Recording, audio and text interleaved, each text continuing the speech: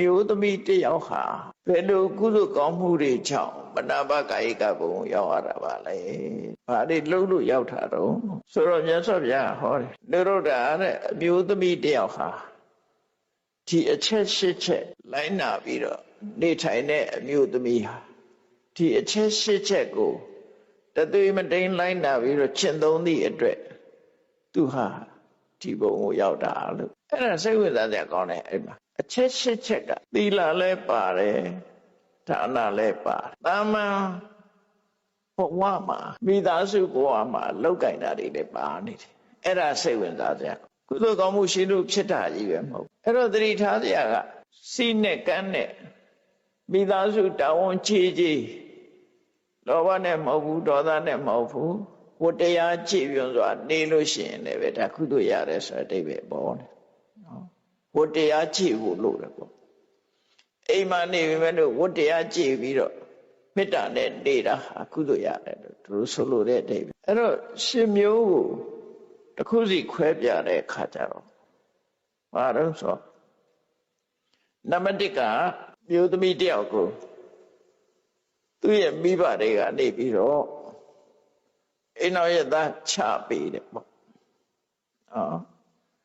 အိမ်တော်ရဲ့သားကြတယ်မျိုးသမီးတွေအတွက်ကြီးပဲပြောမျိုးသမီးမိဘတွေကကောင်းကျိုးချမ်းသာဖြစ်ဖို့မျှော်လင့်ချက်နဲ့ကိုယ့်ရဲ့သမီးကိုအိမ်တော်ရဲ့သားချပေးလိုက်တယ်တဲ့အဲ့လိုအိမ်တော်ရဲ့သားချပေးတဲ့အမျိုးသမီးဟာကိုယ့်ရဲ့အိမ်တော်ဘက်ပေါ်မှာဟိုတရားခြေပြုံးမှုရှိတယ်ဝတ္တရားခြေပြုံးစွာ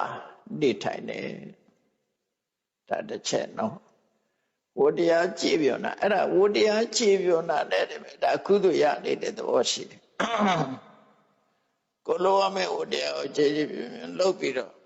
မေတ္တာနဲ့နေထိုင်တယ်နောက်တစ်ခုကဘာလို့ဆိုရင်မိမိရဲ့အိမ်တော်ဘက်ကကရုကရောပြုပြီးတော့လေးစားရတဲ့အမေတို့အဖေတို့ဆိုရောက်ခမပေါ်လေခုခေတ်ပြောမယ်အိမ်တော်ဘက်ရဲ့မိဘတွေသူကိုးဝယ်တဲ့ဘာသာအဲ့ဒီအရေးပေါ်မှာသူက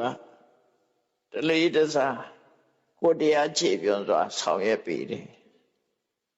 ဒါတစ်ခုဒါဒုတိယမြောက်ကုသိုလ်ဒါဟိုလူတွေကကုသိုလ်စင်နဲ့တော့မထည့်ပါဘူးဗျာဒီနော်ကိုတရားကြည်ပြုံစွာဆောင်ရွက်တယ်နံပါတ်3ကအိမ်မှုလုံ